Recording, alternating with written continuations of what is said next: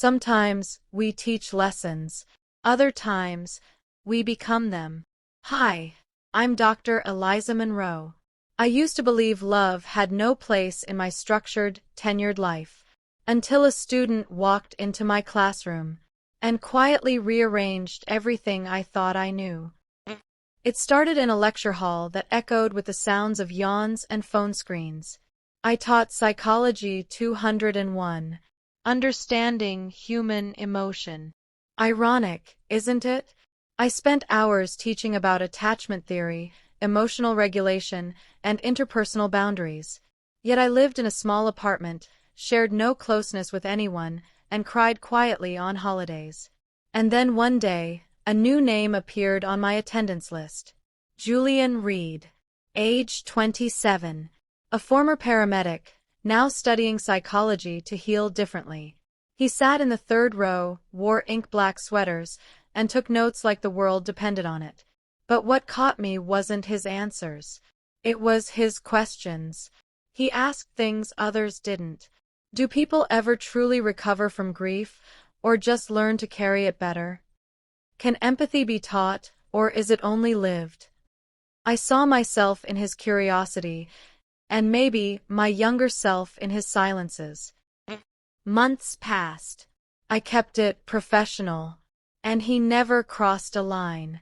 But something bloomed. A quiet knowing, a deep understanding in shared glances, the kind that doesn't need to be spoken to be felt. He graduated with honors, and that should have been the end of it. But love, real love, waits for the right time. And that time came 8 months later, in the most unexpected way. I was walking out of a seminar at the downtown University Center when I heard a familiar voice. Dr. Monroe? I turned. It was him, Julian, now a research assistant for a trauma recovery project. Still wearing black, still asking questions with his eyes. We went for coffee. That one coffee became 3. Then walks. Then a snowy evening in January where he finally said, I never crossed a line when I was your student, but now I'm just a man who hasn't stopped thinking about you. And I let go of the rules I no longer had to follow. It was slow, respectful, beautiful. He made me feel young, not in age, but in hope. We talked about everything, childhood scars, failed relationships, our fears of getting it wrong.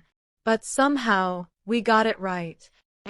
Now I teach the same class, Psychology 201, but I teach it differently, because now I know. Love isn't a theory. It's an experience. And the bravest thing I ever did was allow myself to feel it.